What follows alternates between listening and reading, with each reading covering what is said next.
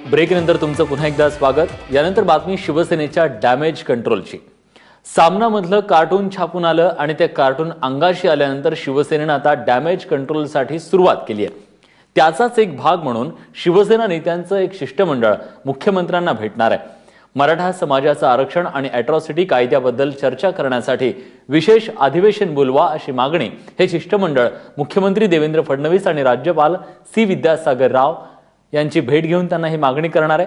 यापूर्वीही शिवसेना पक्षप्रमुख उद्धव ठाकरे यांनी मराठा समाजाच्या मागण्यांच्या संदर्भात विशेष अधिवेशन घेण्याची मागणी केली। आता मुख्यमंत्री त्यावर काय निर्णय घेतात हे पाहणं महत्त्वाचं आहे।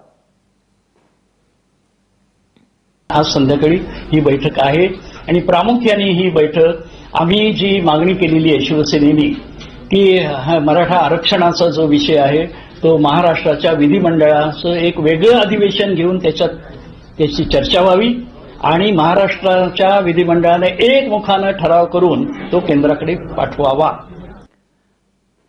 मराठा आरक्षणावर उच्च न्यायालयात होणारी सुनावणी आज पुन्हा एकदा पुढे ढकलण्यात आली आहे। हायकोर्टानं आजच्या सुनावणीत याचिकाकर्ते प्रतिवादी राज्य सरकार यांना आपलं म्हणणं कोर्टासमोर मांडण्याचे आदेश दिले।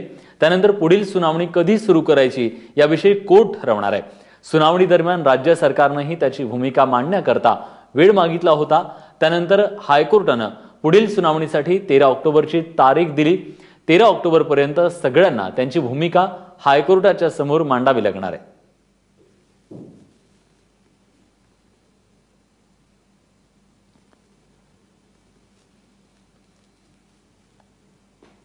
या सगळ्या संदर्भात याचिकाकर्ते विनोद पाटील यांनी काय म्हटलंय जाणून घेऊया।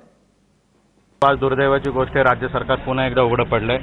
15 महिने झाले आम्ही न्यायालयाला आम्ही विनंती केली की 15 महिने झाले राज्य सरकारने अद्याप कुठलंही पाऊल उचललेलं नाही। तर ज्यावेळेस मान्य न्यायमूर्तींनी राज्य सरकारला विचारलं की आपण काय केलं 15 महिन्यामध्ये, तर त्यांनी आज वेळ मागून घेतला आणि 13 तारखेपर्यंत वेळ न्यायालयाच्या वतीने देण्यात आलेला आहे ॲफिडेव्हिट फाईल करण्यासाठी। पुन्हा एकदा उदासीनता राज्य सरकारची आज दिसून आली। संपूर्ण मराठा समाज हा आरक्षणासाठी रस्त्यावर उतरलेला असताना आज राज्य सरकारने कुठल्याही गांभीर्याने त्याची दखल घेतलेली नाही, फक्त राजकीय भाषणं चाललेत।